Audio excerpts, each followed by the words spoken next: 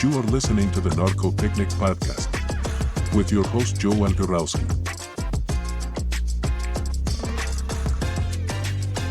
Woo! Muy buenos dias, everybody. This is Joel from the Narco Picnic Podcast. You'll also know me at Bucerias Joel on YouTube. I have a YouTube channel there and used to be on Moving to Mexi.co back in the day. Started that with my friend Paul quite a few years ago. Gosh, time has flown. And then I retired from the channel, and NJ, my son, and I just kept talking about coming back. So we did, and started the YouTube channel. And then, we'd always talk about doing this podcast. So we thought, let's do a podcast. And then we thought we came up with a pretty creative name that actually has a reason behind it. And if anyone can actually guess that reason, well, you reach out to me privately. I'd just be kind of interested to see if you can actually get the reason for the name, the Narco Picnic Podcast. Really has nothing to do with narcos, but that is the name. Anyways, I have a guest here. I'm going to bring him in. And I'll add to stage, and there he is. This is Travis in Calgary, correct? In Edmonton, actually. Edmonton. Oh, geez. Okay, yeah. Sorry I did that to you. The Edmonton-Calgary thing, right? So are you an Edmonton Oilers fan? Yeah, I am. Bit of a heartbreaking season, but it was a fun run, for sure. Yeah. There's still not a day that goes by that I don't wake up after that Game 7 that I just don't think, we should have done it. We should have won. I was in elementary school in 2006 when they last made the run, and I don't think I was over that one. And so this Game 7 loss it's going to stick with me. Hopefully, I don't know. Hopefully they can get it done. But if not, it's going to be with me for probably another 20 years. It could be that long. But no one was burning down buildings in the streets as a result of the loss, were they? Was it pretty tame, or other than just people generally upset and down? After the Game 7 loss, I think the Edmonton police put out a report, and I think that they only arrested something like 2 or 3 people. And I think that it was just people that were maybe drinking a little bit too much. So you know what? People kept it under control, which is good. We don't want to be another Vancouver, right?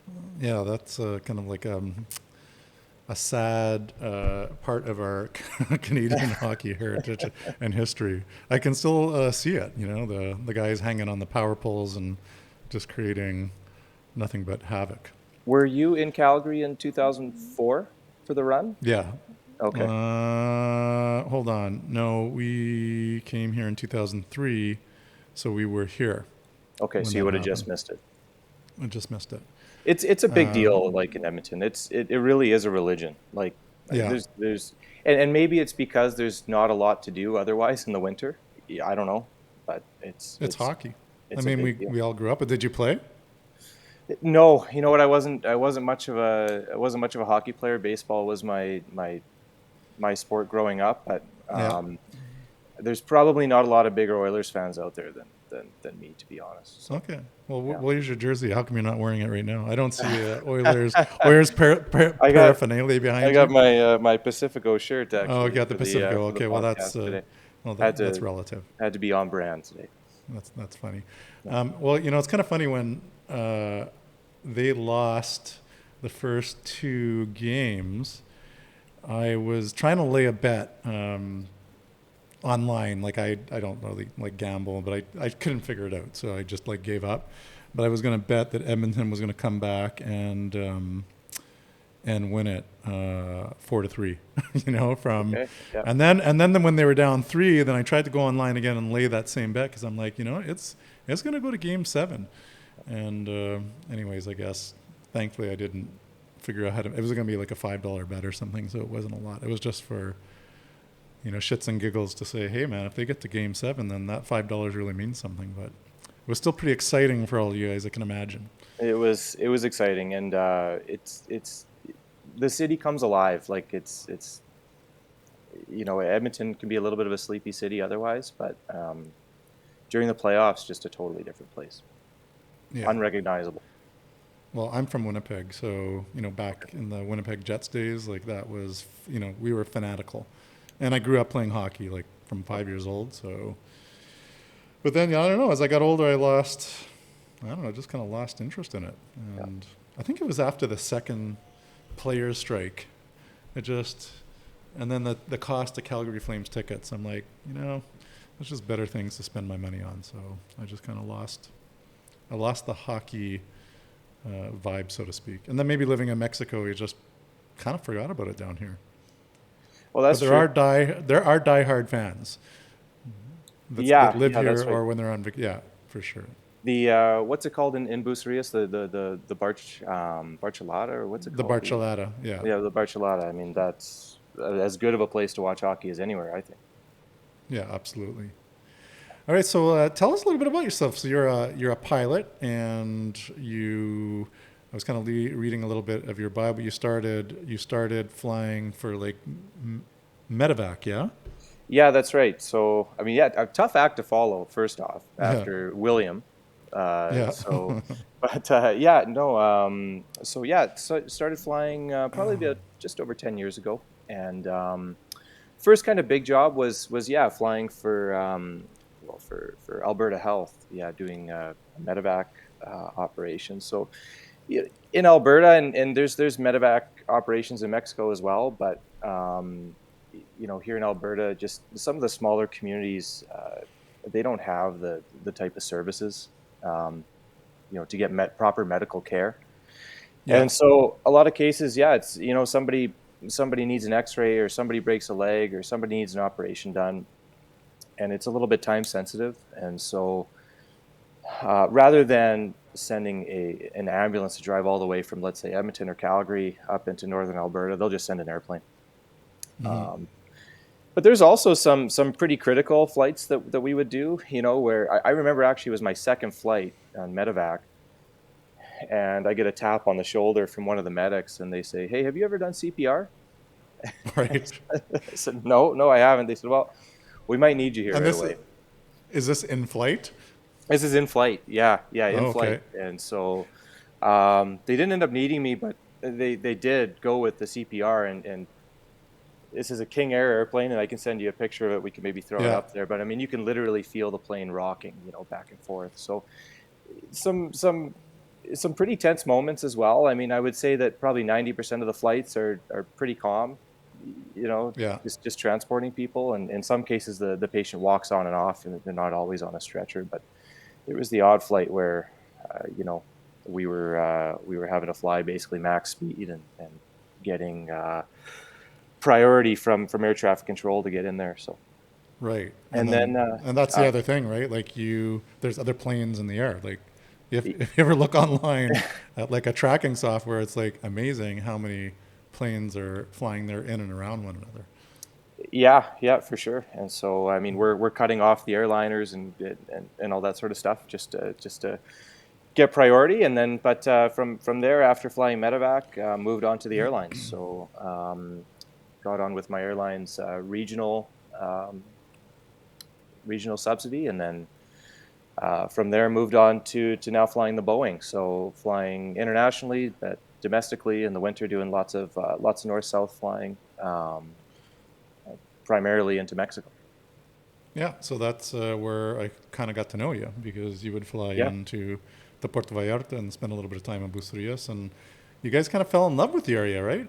You and your wife?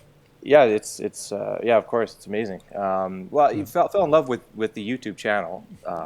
It's funny enough. I mean, the connection here, following William, but I found you through William when he came through Bucerias. Okay.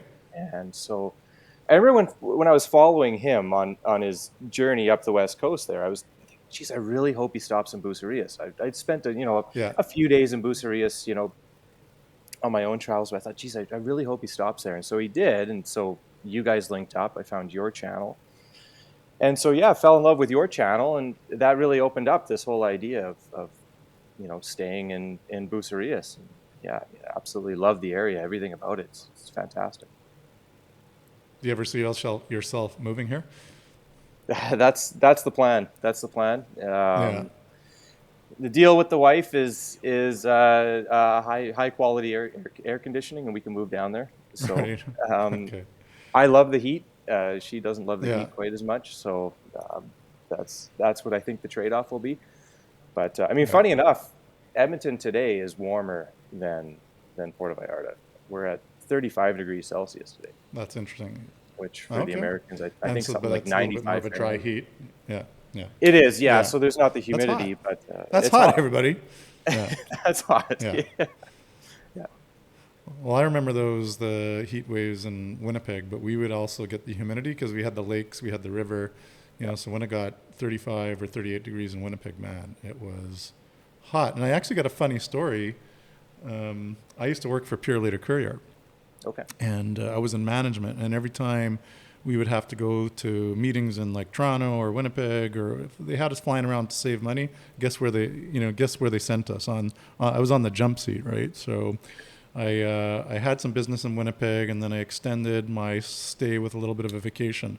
And it was one of those blistering summers where it was like 38, 39 degrees, 100% humidity. I was like in shorts and literally like a wife beater, right? And I show up on the plane, and the captain, he just took one look at me and says, "You're not coming on my plane looking like that." I'm like, "What's wrong?" It's like, I'm like, how, like, and this is like 4 a.m, right? He's like, Right. no. Okay, like this is, I don't care what you dress like when you're not in my plane, but if you're coming in my plane, get some clothes on. So he actually literally made me change into a proper business shirt and put on a tie, and he took it to the extreme, but Really? And that's just for cargo, eh? Like, it was just cargo. He was an wow. old cargo guy, and he's like, "Nah, you're not coming on my plane in a wife beater, sweating all over my jump seat." So he made me change. I'm kind of shocked by that. I mean, just to fly cargo, there's nobody there. There's nobody Really, there. what But that was does it matter? just. He's like, if we have to dress like this, you do. Like, this is his kind of.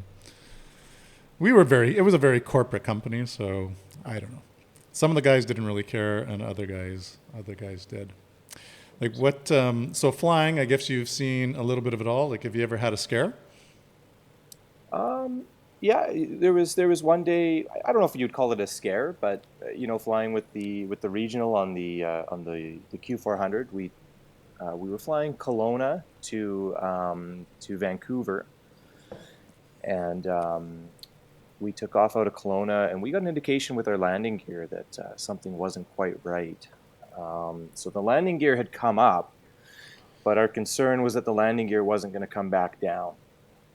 And so Right. we actually there's a way that you can manually release the landing gear through. Literally, there's pulleys in the floor. So you take a handle and you pull up, and the landing gear comes down just through gravity. So Yeah. we were able to get the landing gear down on the way to Vancouver, but we had I think 3 or 4 fire trucks waiting for us.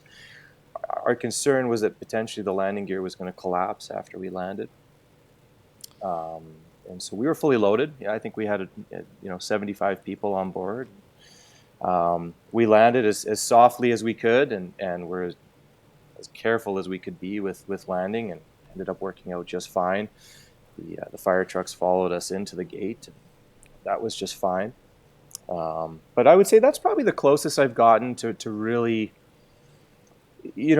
one of those cases where you're sweating a little bit, right? Yeah. The maintenance on our airplanes, for the most part, really is good. We go into the simulator every 6 months and train for emergencies, so you're ready if something does happens. happen. Yeah. But for the most part, day to day, there's not really much. You may run into the small minor issue, small minor indication, but something like the landing gear is a big deal, right? So Yeah, you don't want to lose that. no. And then you know what? I mean, a couple times, going into Mexico, I would say a big problem that we have flying in and out of Mexico at night is laser strikes. People shooting laser beams. Really? And They just think that's fun. they think it's fun, but it's actually incredibly dangerous. And so I'll send you a photo of Yeah. it, and we can throw it up there, and it basically completely blinds us.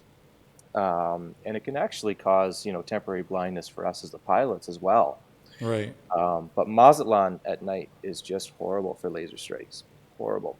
And when you take off out of Mazatlan, you'll take off right down the Mazatlan Malecon, before swinging a right-hand turn, and just flying along the Malecon and flying along all the hotels at nighttime, you'll get it pretty bad. And then there seems to be one guy in Puerto Vallarta as well. If you're flying in there at night as well, he's just on the north side of the airport. I think it's the one guy. I'm not sure, but he's in an apartment complex somewhere, big white apartment complex, and he likes to shoot lasers at you, and that's a tough one because he's facing you as you're facing the runway. Right. And so you're pretty much a few minutes away from landing, and this guy's shooting a laser at you, and so it makes it really difficult on us to see. So what do you do? The best thing that we can do is we'll shut off all of our lights. Yeah. So it makes it really difficult to see us. That's really all that you can do. We'll throw up our window shades as well. Yeah. But, I mean, if they're shooting a laser at you, there's not really a ton that you can do. If it's late enough in the approach, especially going into Vallarta, we may have no other choice but to go around and try it again, or come in the other side. Yeah. That's just the reality of it. And so the Mexican police do take it really seriously. Yeah. So, when we do report a laser strike, the police have been actually waiting there for us, and they want a written report, so that they have something to go back and find the guy. Right. Yeah. But it's got to be hard. It's tough. It's tough for sure. And so it's always in the back of your mind, are we going to get a laser shot at us tonight? So we do try to keep Mexico operations during the daytime for the most part. Yeah. But not always just for lasers in particular, but I would say that's probably one of the biggest challenges. That's kind of interesting. Mexico's a laser challenge. It is a laser challenge. It's not to pick on Mexico in particular. I do find that it seems to be one of the worst countries for it. In the United States, like San Diego's really bad for it. Los Angeles, you can get it as well. It's not uncommon. I mean, I know here in Edmonton, somebody thought it was going to be funny they saw a helicopter, and so they pointed a laser at it, and unfortunately for them, it was the police helicopter. So. Right. So what did they do? Land and arrest them? That's right. Yeah, they went and found the location. They found the guy. So be careful where you're shooting your lasers at. Yeah, and for those of you out there who are shooting lasers, just don't do it. Yeah, please. You're probably just doing it because you think it's funny, but you don't know the danger behind it. Probably not a smart thing to do. And Travis doesn't need a laser poking in his eye when he's coming to Vallarta at night. Ideally, or Mazatlan. Or Mazatlan. Ideally not. Yeah. So where do you fly into? You fly into Puerto Vallarta. You do Mazatlan. Any other places? Where else do you fly internationally? And that's with WestJet, or you're with? Yeah, that's right. Yeah, that's right. Yeah. With WestJet. So, I'll do in terms of Mexican operations. Mazatlan, Vallarta, Cabo. We also do Huatuco. Okay. And we do Manzanillo as well. I don't think I've flown in there yet, but that's kind of the extent of Mexican operation. Oh, well, and Cancun, of course, as well.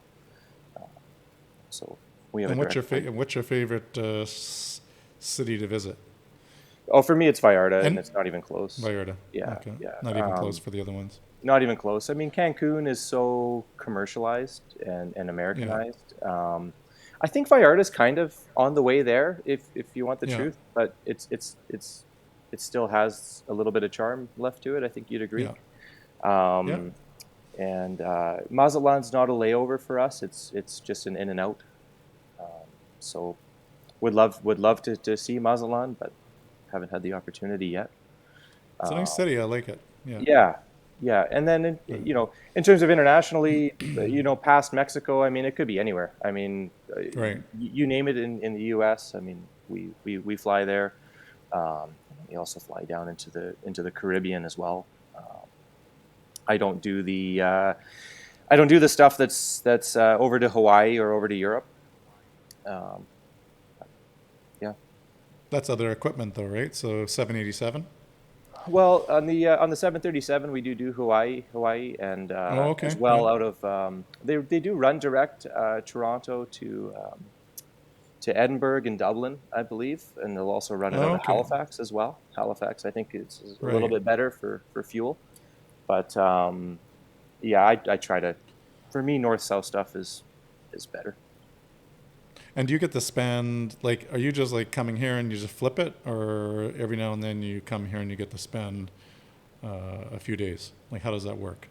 Yeah, so I mean, this winter I was probably in Vallarta once a week Oh, okay. on an overnight. So Yeah. typically it's about 24 or 28 hours, and so I have my own little routine when I come down here. Yeah. But they're Vallarta from Edmonton. See, I'm based in Edmonton, so Vallarta to do Vallarta and back in a day, you're getting really close to pushing duty day regulations. Okay. We can only fly so long in a day. And so for Right. the airline, it just makes more sense for us to stay there for 24 or 28 hours and then fly back the next day, because And then otherwise just they flip it. risk Yeah. canceling the flight, right? Out of Calgary, they do Vallarta and back. Like it's that close that Edmonton's just that little bit further that it doesn't make sense. Ah, okay. That's Yeah. interesting. Yeah. Yeah, and airlines do not want to cancel flights because that costs them even that much more money. Oh, it's an absolute So mess, the- right? yeah, Yeah. it's a nightmare.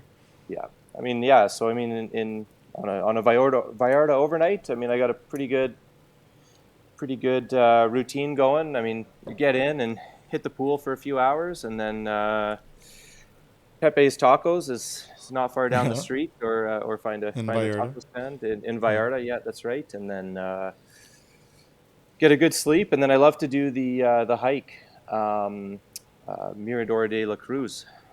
Yeah. So I'll typically in the morning wake up early and hike up there, and then there's a few spots that I like to stop in on the way. There's a good empanada place or a good place for some birria tacos, and Yeah. then it's time to get ready to fly back. But it's nice; it keeps you That connected sounds like to the a area. little bit of a dream job. And then how does someone get into a job like yours? Yeah, yeah. You know what? Step one is to find a flight school Yeah. and get going. You know, I'd say the biggest barrier to getting into aviation is the financial barrier. Unfortunately, it's not cheap to do all of your training. I Yeah. would say probably from start to finish is probably somewhere between, I don't know, probably I'm going to say somewhere between 70 and 80,000. You know, from start to finish for all of the training. So that would get you to like a commercial license where you could actually fly for an airline. Well, 80 and grand I'd say that's the trickiest part or though, no? Joel, is that even once you've spent Yeah. all of the money and you've done the training, there's no real guarantee of a job. And so Right. times are changing in aviation. Mm-hmm. It used to be a lot tougher to break into the airlines. And so, you know, a lot of the older guys, you know, if you talk to them, you know, it's basically the same story across the board. Mm-hmm. They would have finished their training, and they would have Mm-hmm. packed a suitcase, and they would have driven up as far north as they could to, you know, Yellowknife, and they would have Right. been knocking on doors and saying, "Hey, what do you got for jobs?" So like being And like a bush pilot. yeah, exactly. And in a lot of cases, they wouldn't even be offered flying jobs. They'd say, "Well, Right. if you want, you can load bags onto the plane, and you know, when a job shows up, you know, we can maybe get you something." And then Yeah. they would work up north for literally years, you know, trying to get enough hours to then apply to, let's say, a WestJet or an Air Canada or whatever. But there is now, times are changing. There's a little bit of a pilot shortage, and so it is a lot easier now to break into the airlines. But I know for myself, you know, after I finished training, I thought, geez, like, okay, I'm done now. What am I going to do? So I actually became a flight And instructor. what was your break? Like how did you make the move? So regional, by regional you mean you were flying a regional airline, and which airline was that? So that was called Encore, WestJet Encore. Okay. Yeah. Okay. And Yeah. that's like one of their, for That's on a lack of a better Q400. description, Q400 Yeah, propeller plane. yeah, Yeah. yeah, Short exactly. haul flights. Yeah. So, I mean, to even get into it further, my big break was definitely getting the medevac job. That was kind of my path to getting hired on to a WestJet, because it was really big for my resume, right? It made myself, marketable to be hired by them. But kind of a funny story. I mean, I applied to this medevac job and didn't hear anything back. And so finally I just said, okay, well, I'm going to call them and say, hey, I put in my application. Just wondering, if you guys got it. So I heard back and they said, well, yeah, we already hired somebody. But, we'll let you know if something else comes up. And I thought that was just kind of a polite way of, telling me to get lost. But a few weeks later, they called me and they said, hey, can you come up here for an interview? And I said, yeah, for sure. And they said, can you come up today? I said, yeah, I'll be up there today. Actually, what ended up happening is the guy that they had hired, he had failed his drug test. Oh, that's not good. So not good at all, right? That's not what you're looking for. So no. Because of that guy failing his drug test, I actually got a little bit of a break. And so I'm forever grateful to that guy for failing that test. For snorting the cocaine or smoking the weed the day before. Yeah. Yeah, that's right. Oh my goodness. That is kind of crazy though, if you think about it, because literally as a traveler, right, we're putting our life in the hands of the pilots, and we trust that they're not doing that kind of stuff. But I guess there's all sorts of checks and balances is there regular testing? Is it like random testing for pilots, or how does that work? So for us, there is testing before you're hired, of course, and then not so much on testing past that. Right. That said, I mean, it obviously is in your best interest to stay clean, because where you will get tested is if you have an incident of any kind. Right. So I had a friend that took off out of Abbotsford. They sucked a bunch of birds into their engine. They had to shut down the engine and land on one engine. And so after they landed, it wasn't long after that they were asking for a drug test. Not that sucking in birds would be related to right. to drugs or anything like that, but if something was to happen, they are going to drug test you. And so obviously it is in your best interest to stay clean. To stay clean. I would suggest probably 99.999% of the pilots out there are pretty clean. They're it would make no sense to. I mean, I sometimes, I don't know why I get these videos, but I get some of those videos of kind of the rehashing of the crashes, and every now and then it's like a guy just jumped into his $15 million private plane, so like rich and wealthy and could afford it, but he was like completely hammered, right? And I think in one case, actually, the guy got arrested before he could even get off the runway, because they just knew. Yeah. They knew by the way he was talking and trying to depart that there was something wrong, either mentally or by way of alcohol. But he was completely plastered. But, it's there is the odd story, that you hear of for sure. But I would say, I mean, we're professionals, right? I mean, it's. I mean, on a layover when I get into Vallarta, I might have a beer or two, but I mean, I'm never cutting it. I'm never cutting it close at all. We have rules on when you got to cut it off and that sort of thing. Makes sense. Yeah. Well, I appreciate that. If I'm ever flying on your plane, that's right. You don't drink those 10 margaritas the night before. No. All right. Well, I think we're gonna head on to the game show here. Señores, les voy a decir quién soy. Yo soy Pablo Emilio Escobar Gaviria. Ustedes pueden aceptar mi negocio o aceptar las consecuencias. Plata o plomo.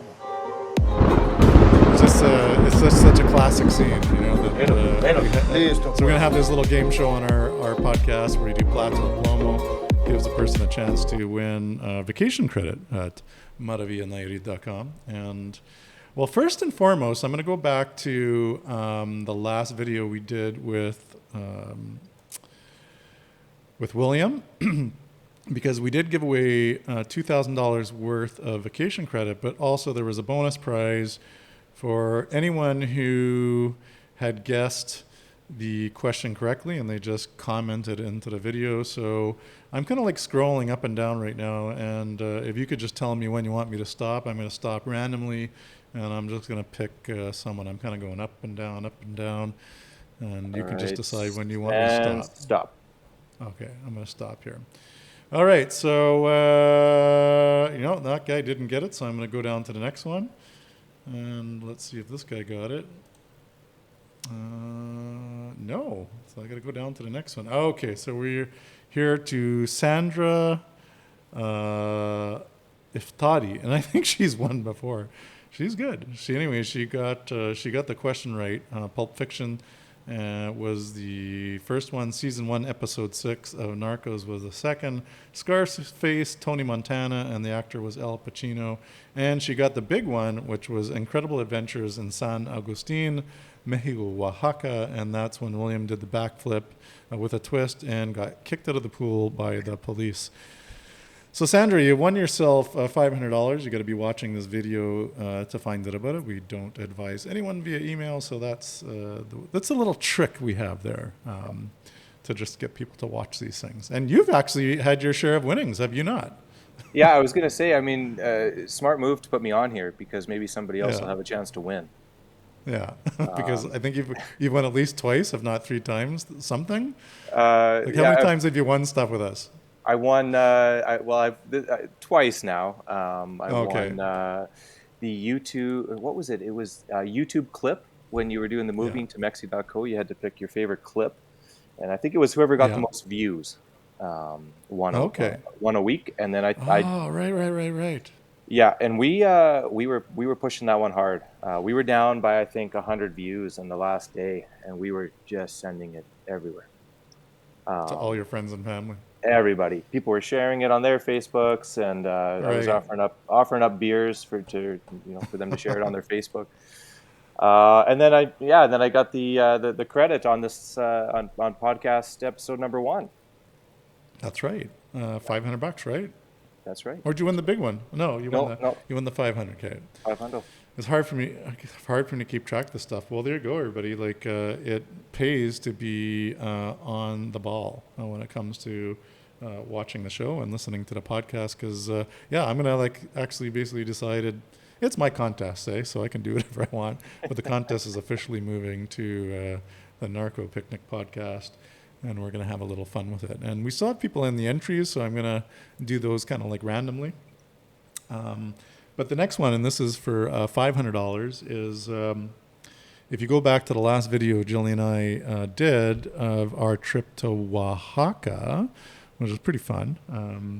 We went to a wine bar, and if you can just tell me the type of wine, so which grapes were in that wine that Jillian and I drank, and what state was that wine made, and where were the grapes grown. So I need the state, and I need the grapes in that wine. So that's for $500 of vacation credit. And the first person who can comment, because we're going to do this as a premiere, so everyone's on the live chat right now. So the first person to get that correctly wins the $500. But you got to go back to the video and watch it. And for those of you who are not first, just get the question correct and answer that and all the other questions today, and you'll be entered into a draw, just like I did right now, and you'll be entered to win another $500. What do you think, Travis? Is that fair? Is that a good idea? That is more than fair. Okay. All right, I got one more for $500, and then we'll kind of get back to a little bit of our chat, and then I'll kind of end the podcast with the big $1,000 finale. And I have no idea what that one's going to be yet. I was kind of stuck. I was running out of time. I was trying to figure that out before the podcast, and just ran out of time, so didn't quite figure that one out. But anyways, in the same video, we ran into 3 guys on the street. And they gave me a shot of mezcal, which, I'm having a little mezcal today. Oh, nice. It's the end of the day, right? So nice. I'm sipping, though. Is that your own mezcal? You have your own, don't you, Joel? No. You have your own branded mezcal or something? Well, we have raicilla that comes from our friend Don Lalin up in the mountains. And it's his raicilla, but we just brand it with the Bucerias logo. Right. Well, that's great. If you're in Bucerias and you want to try a good raicilla, come by the shop. Not right now because we're closed for the the summer, but back in the winter we'll be open and you can try some raicilla. But anyways, in Oaxaca was awesome because everyone we met was very quick to give you a shot of mezcal. Didn't matter where it was, and didn't matter who you were. One of these things about Mexico is there's really no racism in Mexico, right? So it doesn't matter if you're black, doesn't matter if you're dark colored Mexican, white colored Mexican. It seems like in Mexico, no one really cares the color of your skin or who you are. It's like they just care if you're a good person or not, and if you want to have a good time, and don't be an asshole, right? So these guys came up, and we kind of like said hi to them, and then they gave us some mezcal, and we shot that back, and then one of the guys said que viva Oaxaca para siempre, and then there's another word after that. So que viva Oaxaca para siempre. And then what is the next word? What did he say? It can kind of be derogatory sometimes, but it also is kind of another word that you just say to like a buddy and it doesn't mean anything bad. But what was that last word?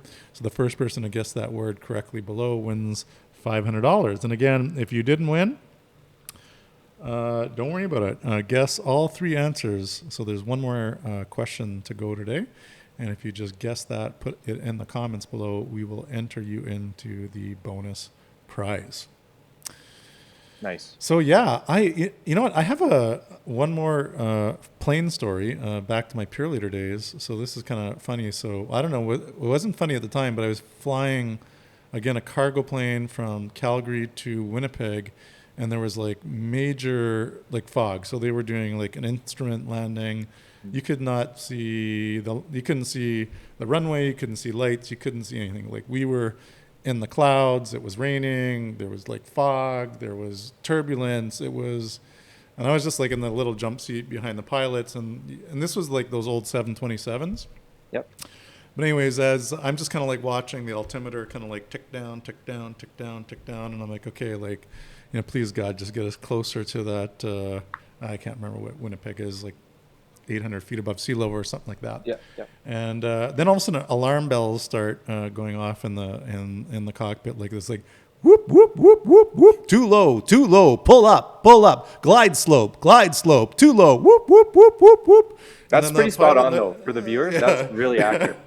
That's what it sounds like, right? I remember that. And the pilot and the co-pilot literally they linked hands together on the throttle, and like each one of they're steadying this plane. I'm like I don't know if these guys are just having a little fun with me. I mean, but the weather was bad. You couldn't see shit, but we like landed, and that alarm was going off for like what seemed like forever. Must have been at least 30 or 45 seconds, but that was like a lot for a guy who doesn't know what the hell was going on. And they just like landed, had a look at me and shook my hand, and that was it. And away I went. They probably shook your hand and probably said, don't ever tell that story again, because if we get those kind of we get those kind of indications, we're getting out of there. We're full blast, and we'll go give it another go. You're giving a go around. They did not do a go around, so maybe I'm lucky. Maybe God was looking out for me that day. Yeah. Anyways, I'm gonna go to the last question here, and I'm puzzled. I'm puzzled as to what I'm actually going to do here. While I'm thinking about that, I'm gonna ask you something. I had one more thing. Oh. You guys are big into A Dog's New Life. You help at the SPCA in Vallarta, do you not? Yep. And you've also adopted a dog or two from Mexico. Yeah, so that's maybe right. Tell us a little bit about that experience while I kind of like search through a few things here. While I'm listening to you as well, but searching through a few things. Yeah, for sure. We took a day trip to Sayulita, and there was a guy with a stand and some photos of some dogs, and he was selling T-shirts, and we thought, we'll stop and talk to this guy here, and so we did, and we had a pretty long chat about what they're doing there in Sayulita and Sayulita animals, and we bought a few T-shirts, and so we followed them on social media, and kind of got into it just from following them on social media, and so. our first pup, her name is Corona, and so when her photo was posted, maybe I'll send it to you, Joel. Just when we saw those eyes in the photo, Yeah, that'd be awesome. It was just no doubt. Like Yeah. we had to adopt her, and so I sent them an email, and flights are cheap for me. I said, well, I'll just come get her. I'll come get her in person, and, Right. and I'll fly back with her. And that was a little bit of a process flying back with her. We had to. This was in June, so WestJet has an embargo on flying dogs out of Mexico. Oh, okay. And so I flew on, and they're not around anymore, but we flew on Interjet into Los Angeles. And then we spent the night in LA, and then the next day flew LA to Edmonton. And a little bit of a process with, dealing with customs and stuff like that. But when all was said and done, that went well. And then we have a second dog from Mexico now. And you know what? Whenever we're down there, we always make a point of trying to. We'll post on social media, say, "Hey, we're going down to Mexico. Do you guys got anything to that for your pets that maybe you don't need anymore?" They're always in need of collars and leashes. I know that's kind of a big need for them. So actually, when we won the free week with you there at Casa Victoria, we checked an extra duffel bag completely full of dog toys, leashes, collars, and we drove that out to a dog's new life there on the ranch that they have just outside of Bucerias. But if you're on a vacation in Vallarta, friends of Puerto Vallarta Animals, they have a shelter just up past the Costco, and spend a morning out there and help out at the shelter and go walk dogs. It's a really rewarding experience, and it's nice to help out and feel like you're part of the community. Oh, that's amazing. And we're definitely dog and cat people. We got 4 cats, 2 dogs, plus an office dog, Henry. I know somebody's got to adopt Henry. Someone's got to adopt Henry. He's a good boy, and he's like in really good health. Like, and he doesn't need much, right? He eats his chicken every day, and he's never gone on a walk. And I still think I'm going to try to teach him how to go on a proper walk, because I've tried before, and he doesn't want to do it, right? Because he's been a yard dog all his life, right? So he doesn't even know what going on a walk means, right? But I think it would make a really, really good companion for someone who would like a bigger dog, maybe for home security or just to have the bigger dog, but one who's a bit lazy. That he'd be okay not going anywhere, and especially maybe someone who's got some mobility issues, or that Henry would be a really, really good boy. And I think as a plug, I think you're still offering a week, right? If somebody comes and adopts Henry. Yeah, a free week in Mexico. Yeah, I mean, guys, no-brainer, right? Yeah. No-brainer. And you can adopt Henry. Yeah, it's a no-brainer. He's a good boy. Here's a picture of him. Right? Look at that guy. He's handsome, and he's actually in really, really good shape because he has a good diet. He eats raw meat, like he eats raw chicken every day, and his coat is nice and shiny. He's like super happy and healthy, and you know what? Knowing what we know, make a good pet.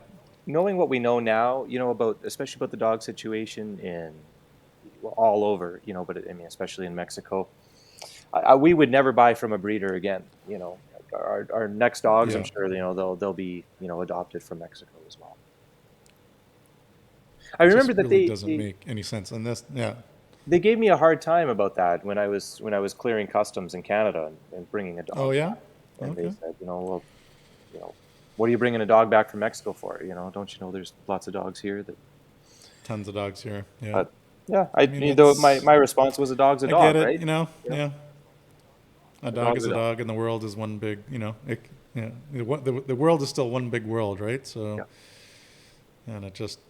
If you can help one dog, you still help a dog. Doesn't matter where it's from. Yeah. All right, I think I'm ready for the last contest. So again, it's the Oaxaca video, but the first one, it was like a perfect morning in Oaxaca. Jillian and I ended up at a breakfast place. It was like a bakery, and I had what wasn't a traditional Mexican breakfast. It was a traditional breakfast from another country. So tell me what plate I had, what was the name of the dish, and which country did that originate in. So the first person to guess that one wins $1,000 in vacation credit at maravillaNayarit.com. And for all of you who did not get the questions in time, answer each one of them correctly. Go back and watch the videos, because that also helps us, and make the comment in the video. And not just in this live chat. So right now you're watching the live premiere and you're in this chat. So you got to take that information in this chat, and when the video, and then go to the video and actually post it in the comments of the video, because we can't go back to the chat and look at what you posted. So it's very, very important. So the winner is in the chat, and this is weird. This is just the way YouTube works, okay? So you're in the live chat. The first person to respond in the live chat wins. But for all of you who want to be in the bonus prize, you got to actually post those comments in the actual video. And that's it. Well, anyways, man, it's 46 minutes or so into the podcast. I want to thank you for coming here online to join me. It's been a pleasure to get to know you. I'm looking forward to seeing you and your lovely wife when you're flying here this winter. We gotta connect. Yeah, absolutely. Yeah, next time I'm down there, I'll give you a show. That'd be great. That'd be awesome, man. All right, well, we're gonna leave with this little musical outro. Everybody, thanks for joining us on the Narco Picnic Podcast. Make sure you like it. Make sure you comment. Make sure you subscribe, and let us know in the comments below, what do you want to hear about in the Narco Picnic Podcast? And if you had one person you want me to interview, like it could be like anyone, like even someone famous, tell me who that person is and we'll try to make it happen. Thanks, Travis, for hanging out with me today. All right, thanks a lot, Joel. Appreciate it. Adios.